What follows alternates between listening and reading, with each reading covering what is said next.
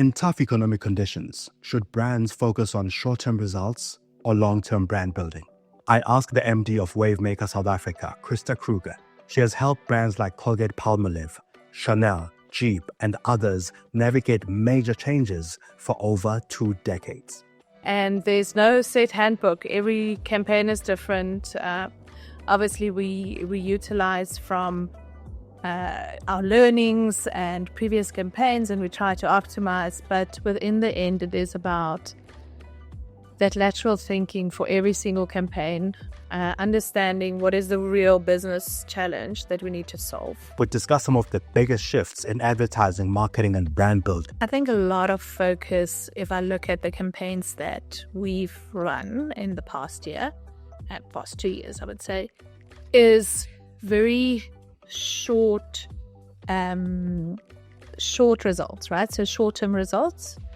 It's less about brand building and less about, the brand stories. She shares why brands have to be more customer-centric in their advertising and marketing efforts to resonate. Please share and subscribe to The Lead Creative. It helps us bring you more insightful conversations. Welcome to The Lead Creative Podcast, where we talk to creative industry leaders, influencers, and brands. We discuss the strategies that influence brand thinking and shape industries. Thought leaders and heads of agencies let us in on some of their thinking and insights. I'm your host, Mongezi Mtati. Enjoy the show, and please share and subscribe. You build Lego robots as a hobby. What's your current project there right now? So, lovely question. So I'm actually building I've got two projects going on at the moment. The one is a beautiful sunflower that I'm building, and the other one is a robot. So my 6-year-old is very much into robots, and that is the time that we spend together is building robots. So those two projects, and it's about creative, right? So being creative, and if you look at from Lego, we obviously have the instructions, which I'm following for the sunflower because they're mine. And then for my kid, in terms of robots, he is very creative and he doesn't follow instructions. So very creative approach there. Yeah.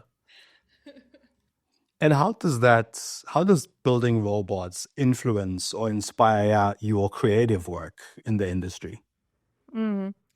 So I think for, as I just said, right, so for the robot building, we don't actually follow instructions. And I think if you look at the industry, so much has changed in the industry.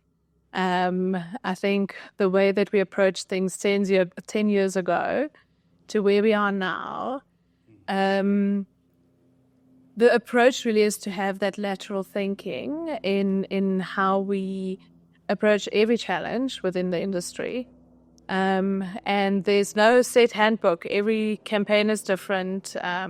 Obviously, we utilize from our learnings and previous campaigns, and we try to optimize. But within the end, it is about that lateral thinking for every single campaign, understanding what is the real business challenge that we need to solve.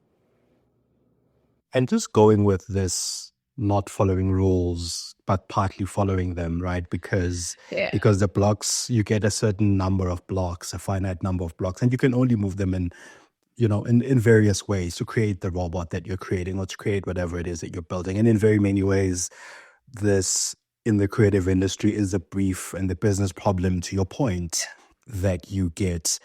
How then do we cultivate talent and build talent now in a world that is so filled with AI, a world that in very many ways we can't see beyond the current because we don't know what AI is going to do to the industry?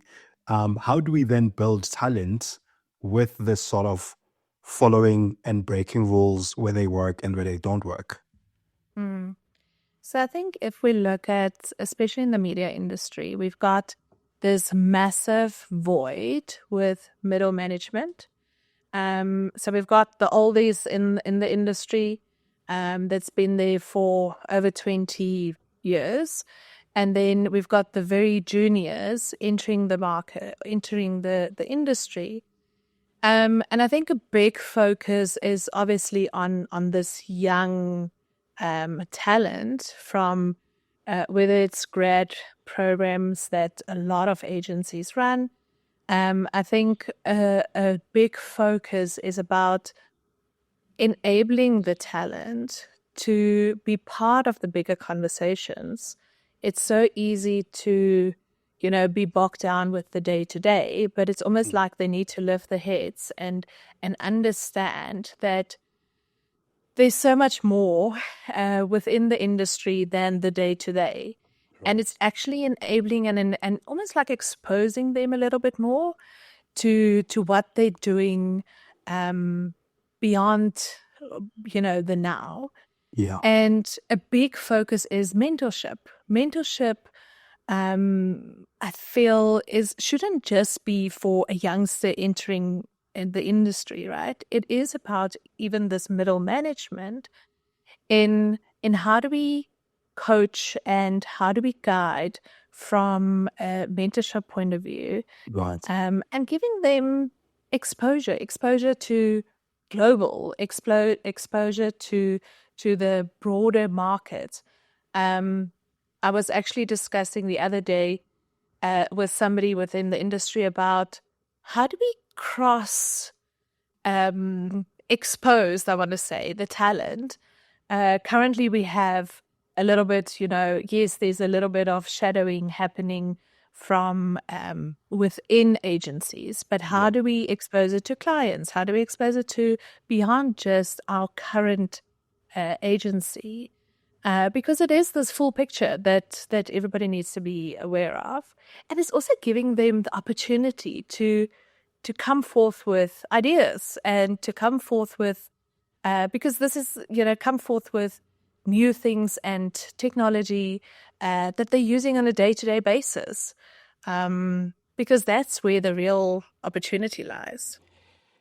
So the interesting thing about mentorship that you're mentioning is interesting and also challenging is that at times when you are mentoring someone within the same space as you, someone with whom you work, you get to see the progress and the, call it, lack of progress in the mentorship and guidance that you provide, which sometimes makes it, I feel, challenging, because when you mentor someone from a distance and they go implement, you don't get to see the work on a day-to-day. How do you balance this mentorship part where you are a mentor and guiding them along, but also you stand on the sidelines at times and let them do the work? Because that is a difficult balance to strike. Mm. It is about that trusting, right? I think it is what I always say is we can guide and we can give the tools, but in the end, we need to trust that, that they are able to implement and give them the space, I guess. For me, that is super important.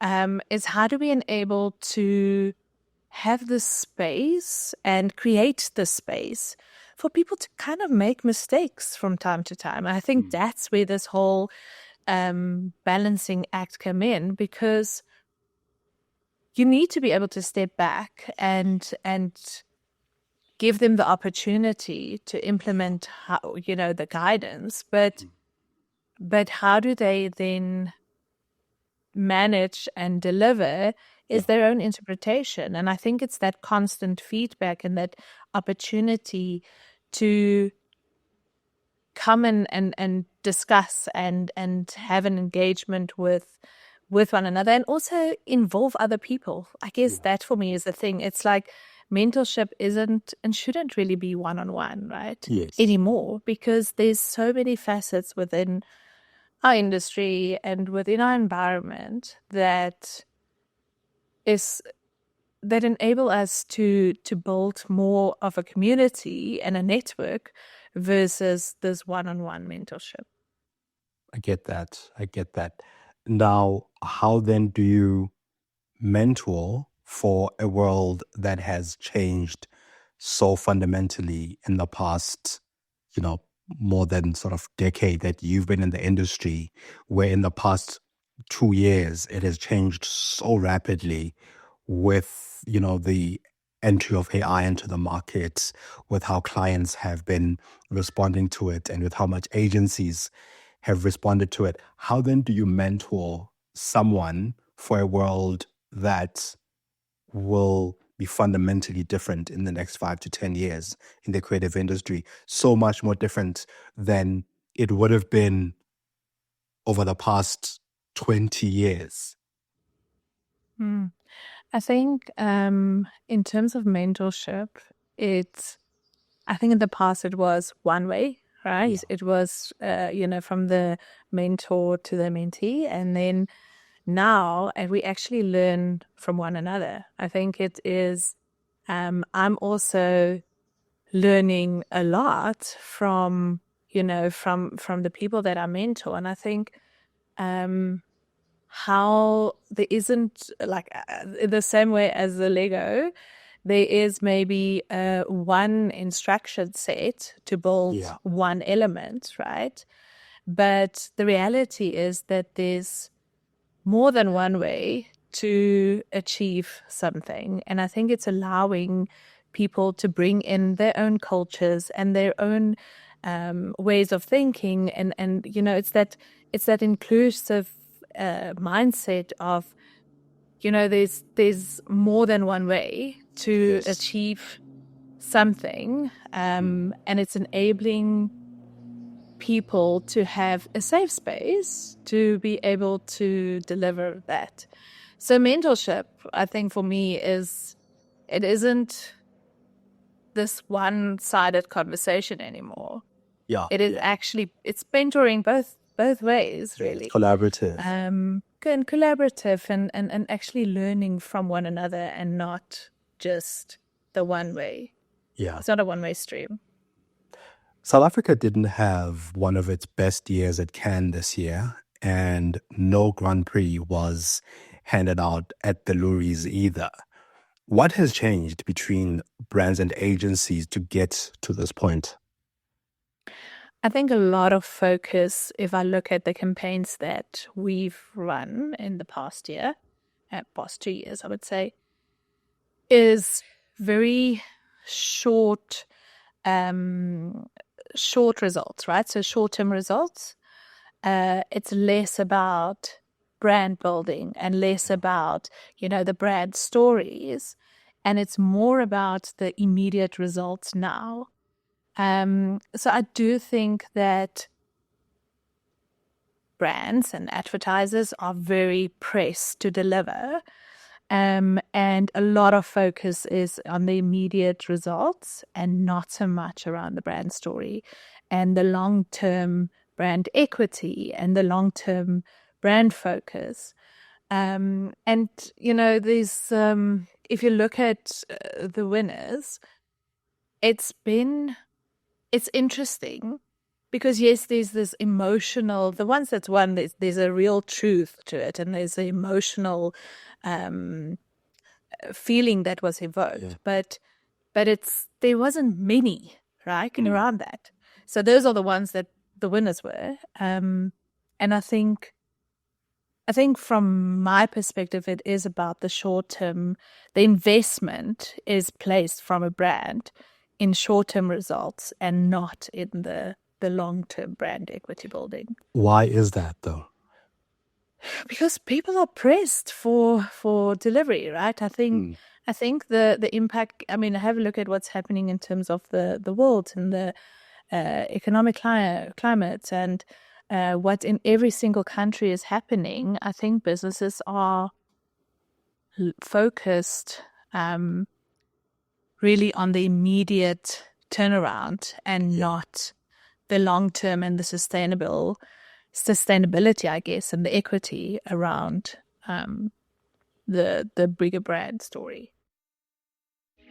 If you're enjoying The Lead Creative, please share this episode with your network and hit follow or subscribe. Enjoy the show.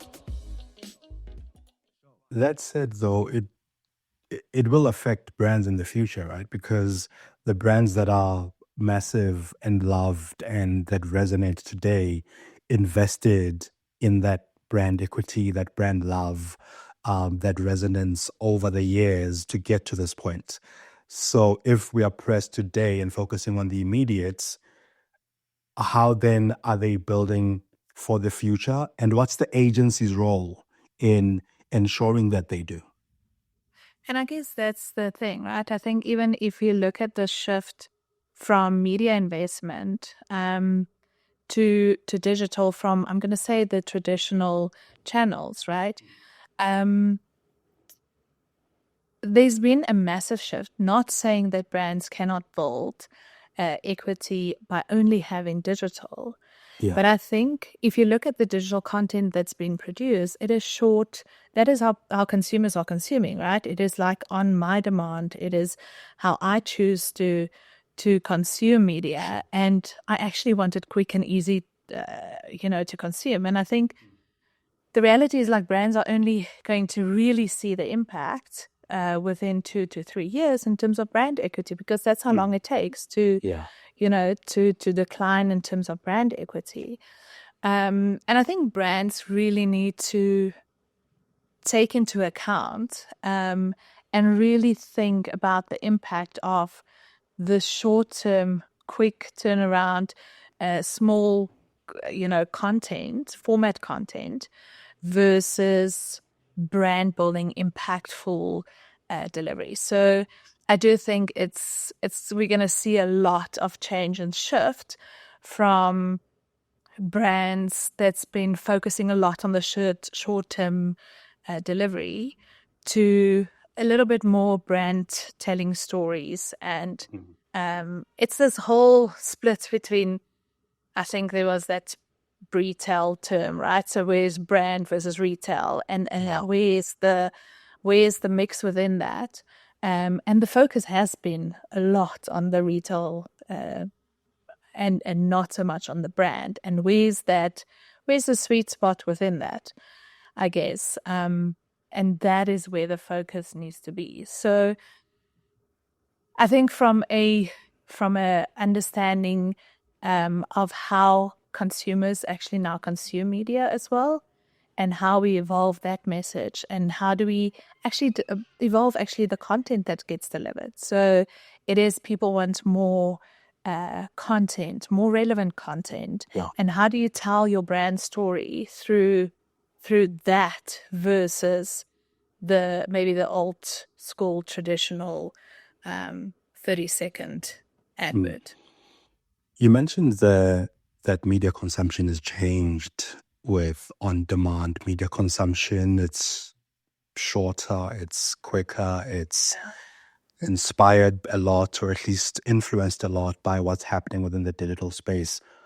How has that affected consumption and sort of thinking in the out-of-home space, where people have become more accustomed to digital, and yet, to your point, when it comes to brand building, it's this mix, and as part of this mix, it's out-of-home media that we consume.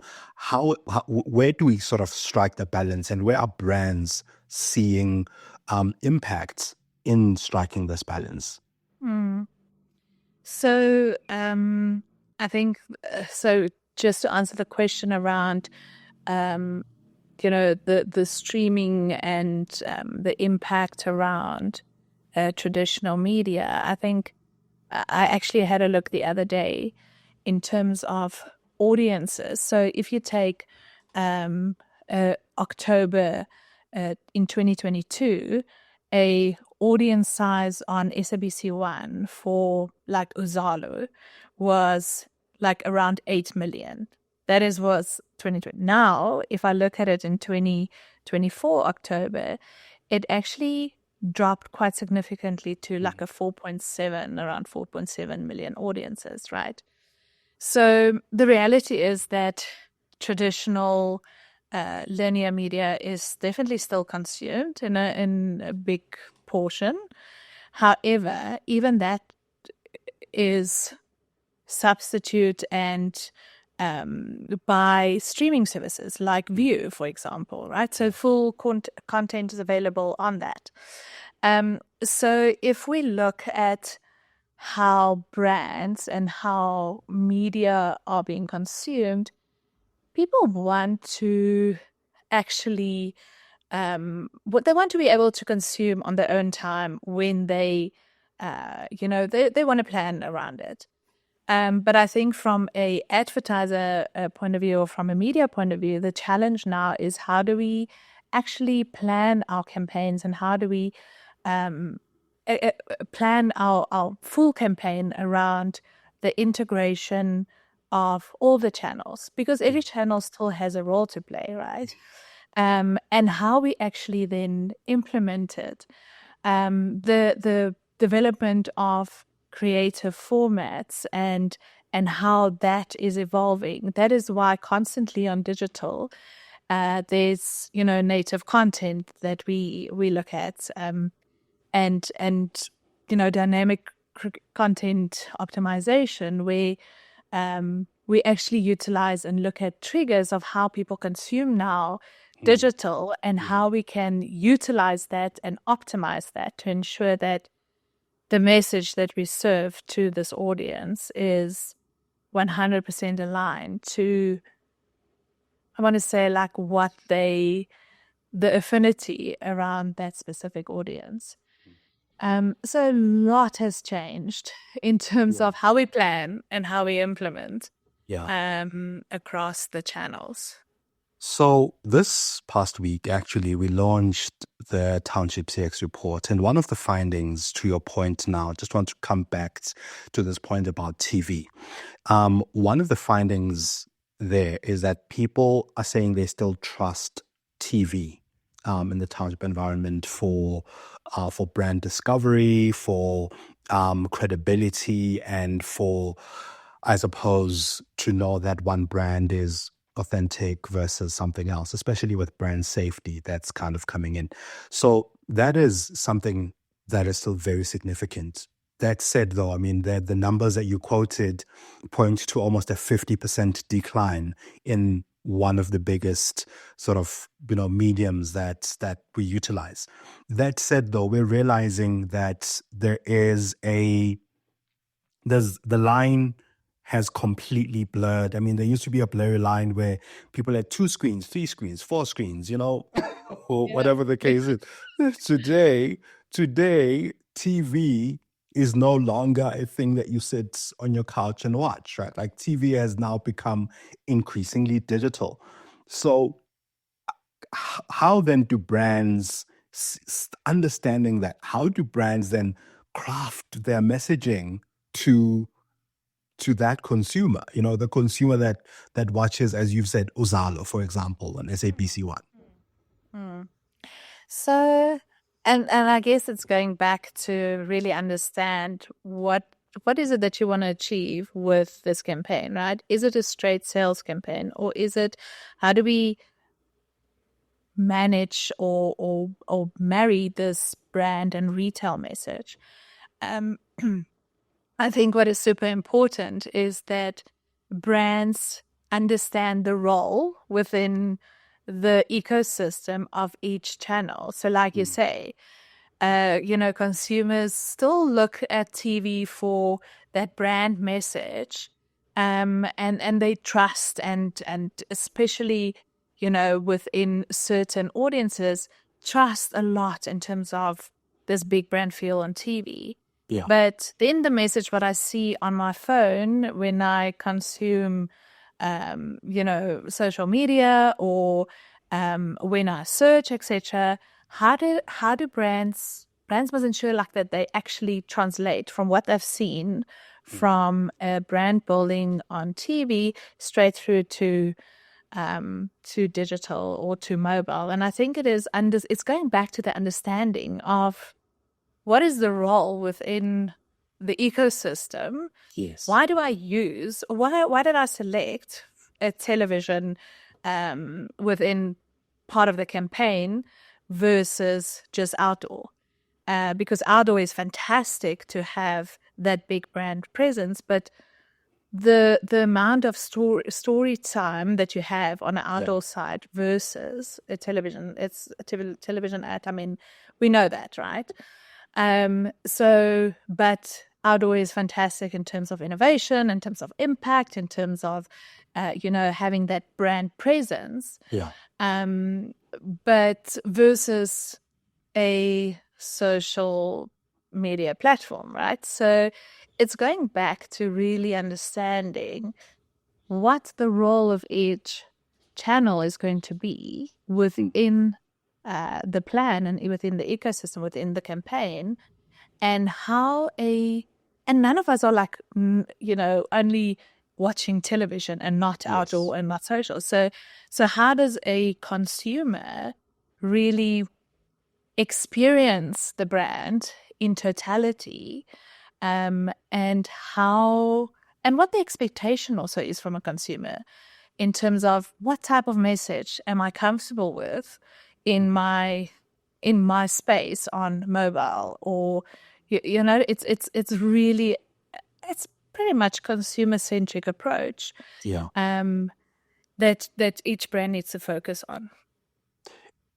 Now, the opposite is also true, right? Like coming from the TV perspective, where, like I said, TV is no longer something that you consume the way that we used to consume it about 20, 30 years ago. It's different. There's also this thing where now we spoke about on-demand media consumption. With on-demand media consumption, a lot of the time we're tuning out advertising. Like there's a sector of the population, there's a part of the population that never sees ads on TV, because they've just structured their lives that way. And we can see this in how broadcast channels are struggling to keep up, because people are tuning into spaces where they don't see advertising. How does a brand resonate to a customer that now hardly ever sees ads when they consume media? I think it's really understanding your customer, right? And understanding what touch points are available. It is utilizing new ways of communication. So it's maybe moving beyond the 30-second ad and look at native content, or look at integration within gaming. There's so many opportunities in gaming, for example, where it's almost like, becoming part of the whole gaming experience. It is the branded content that one needs to understand. I mean, the whole influencer, content creator, area is also, I think, a big focus point, and I'm sure you can do a whole podcast just on that, because that's a whole other avenue. But I think what is happening is that people are actually, they want to engage with brands within the right environment and in the right way to, it's not talking at me, but rather let me engage with you and understand. And I think we have to look at opportunities within many platforms that one can actually look at to exploit that. So So that's interesting. I find that interesting because I'm going to just use a slightly different anecdote, right? It's like people would say, like we would all say, I don't want to meet my potential partner in a shopping mall when I'm shopping. I don't want to meet my potential partner when I'm sitting having alone time at a dinner somewhere. But it's in these unexpected moments that people will tell you they've met their the love of their life. And the same way with brands, right? It's like you don't want to see a brand in certain spaces, but you do want to see a brand in other spaces. But actually, it's these unexpected moments that brands need to kind of create. So as a creative person, how do you create these unexpected moments when a person will say, don't approach me here, approach me there?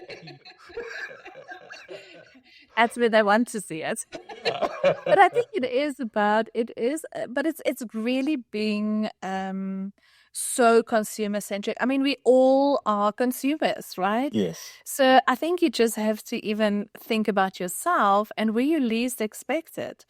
But I think it's really about the authenticity of brands as well. That is so important. The way that you come across and the way that you engage with the audience and with your consumers.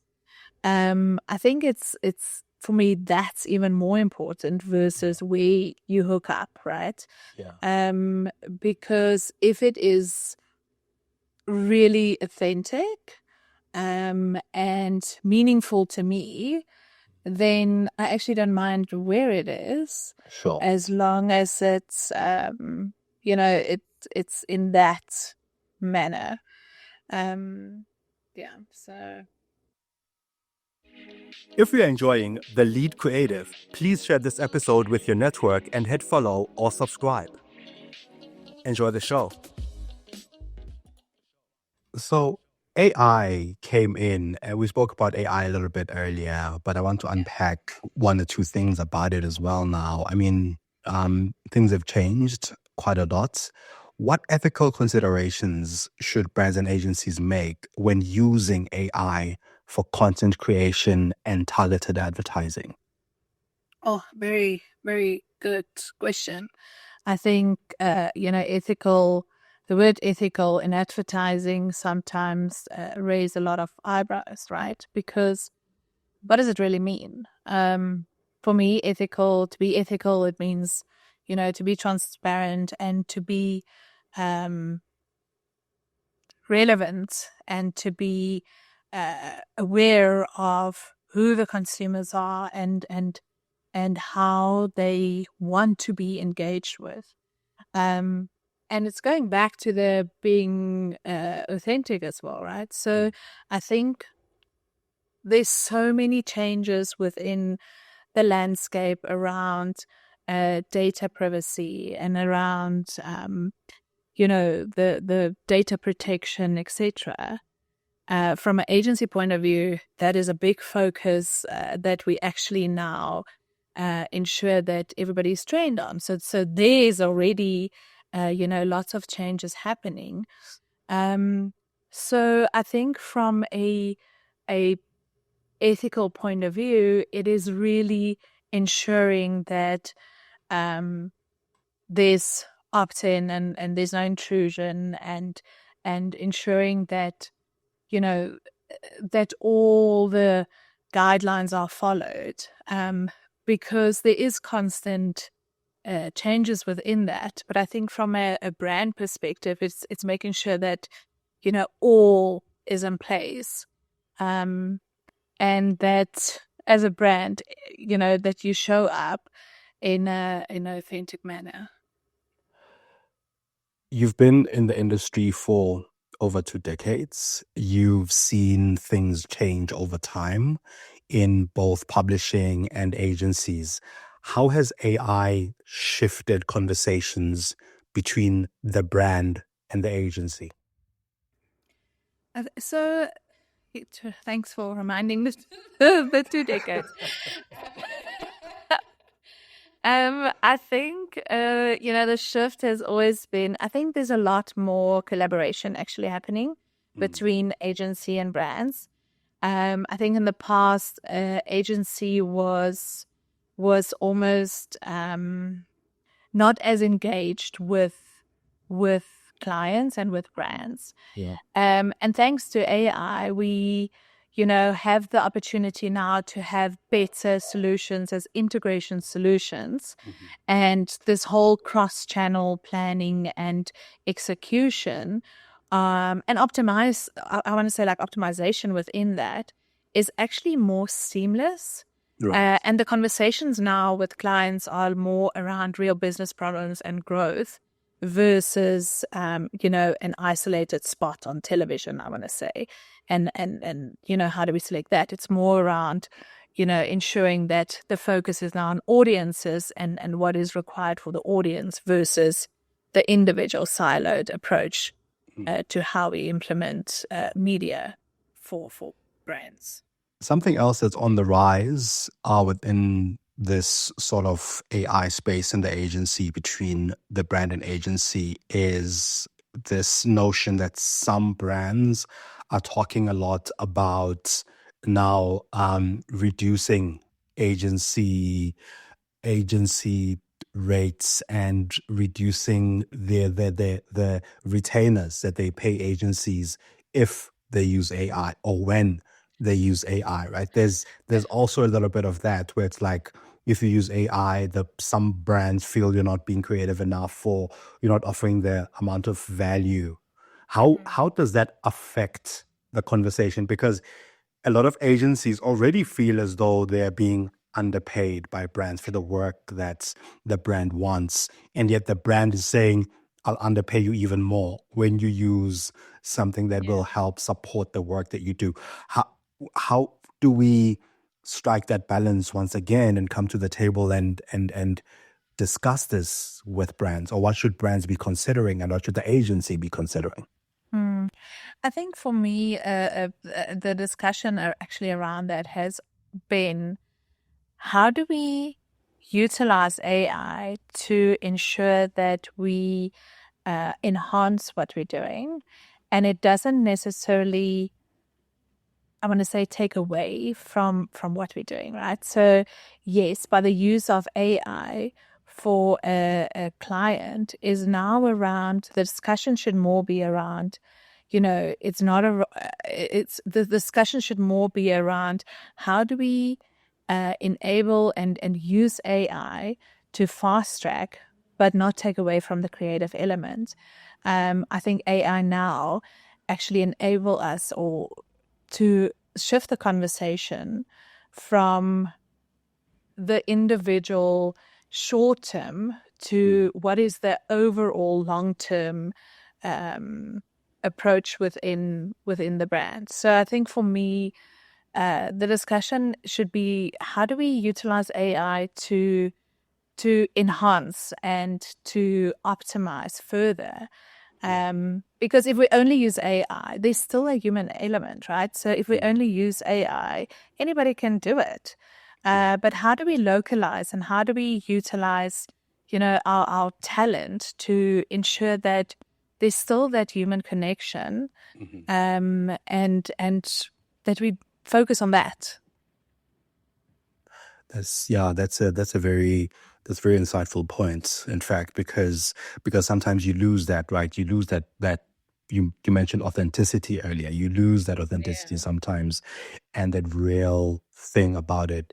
And I think what I take away from this is the long and the short, like that we need to focus on both. It's that balance, and now the scales seem to have tilted toward the short term for brands. That said, though, I think I just want to go back to that, because I'm just remembering now, because yes, South Africa didn't perform well at Cannes, for example, because of this short-termism that you mentioned, but other countries performed well. So is it, and you mentioned that everybody is pressed, is this being pressed by economic situations a sort of country thing, or is it a global thing? And why are other parts of the world performing better than we are? That's a good question. I think if we look at what's happening in South Africa, there is a lot of pressure from an economic point of view. So it could potentially be that. I am not shying away from it. I think our advertisers or our brands are a little bit more pressed, I think, versus the rest of the world, right? I must be honest, I don't actually have more insight in that, but it's definitely something to look into, because I think our teams are so stretched and focused on the delivering now that there isn't really the capacity within the industry, I would say, and also the funds really to build, this non-campaign campaigns, if I can put it like that. It's there isn't really a lot of investment. Christa, we usually have a question that we ask our guests to leave for our next guest. And one of our previous guests was the marketing visionary and best-selling author, Seth Godin. And the question he left was, what systems in the world do you see that most people don't? He describes these systems, for instance, as the solar system is a system, that keeps the Earth rotating around the sun. The military-industrial system is a system, for instance. The educational industrial system is also a system that keeps famous colleges busy and raising their prices. What systems are you noticing that other people don't? Yeah, that's a very interesting question. I think within media industry, and I think within the media industry, the systems about optimization and cross-channel, I want to say, delivery and understanding is a system that is currently not existing, to be honest, right? So we've got a lot in terms of planning, but we don't necessarily have a lot in terms of reporting about cross channel delivery. So I think from a industry point of view, it is definitely something that there's opportunity in. So currently not seeing that system, but currently, there's definitely opportunity within that. And the triggers of consumer insights and how that gets optimized across the media implementation is definitely a big focus and a system within our industry that is definitely valuable. Now, the same question to you. Yes. What question would you like to leave for our next guest on their approach to creativity, marketing, or life, for that matter? Good. I think, let me think about one. I'm going to keep it simple. My question is, would you rather have a week at home, no work, watching scheduled television, but no phone? Or would you rather have a phone and not a week off at home? And why? Interesting. Okay, that's a very left field but very interesting question. What would your answer be? So, given that it's this time of the year, my answer would be no phone and TV. Really? Yeah, but With scheduled TV, it's not streaming. It is like program scheduled, SABC, ETV, like it's scheduled programming. Yeah, I would go with that. I haven't, in fact, I would go with that because I haven't had that for a long time, by choice. So it would probably be that, and maybe in another time of year it would be no TV, phone, and no time off. Yeah. Right. So it depends. For me, it's cyclical. It's not yeah. But I think for me, it's the dependency on a phone, right? I think there's very few people that will actually say, "Okay, I'll go a week without a phone." Yeah, I guess I'm also cheating in the sense that because somebody in the home will have a phone. So if someone needs to get hold of me for an emergency, they might be able to get a hold of me some other way, right? But the whole fast from my phone thing, I would probably do. It's something that I've been considering. Haven't been able to do it, I'm not promising that I ever will, but in a hypothetical world, I might be able to. A phone fast. I feel that we must create something like that. A phone fast. For sure, yeah. Christa, thank you so much. It was an inspired conversation. Cool. Thanks for your time, eh? Thanks for having me. Thank you. Thank you for listening to The Lead Creative. Did you get one insight that's worth sharing from this episode? Please share it with your network or your friends. Pop me some of your ideas and innovative finds on Twitter on @Mongezi. This podcast is available on Spotify, Stitcher, Apple, Google, or wherever you listen to your podcasts. You can also find me on mongezi.com.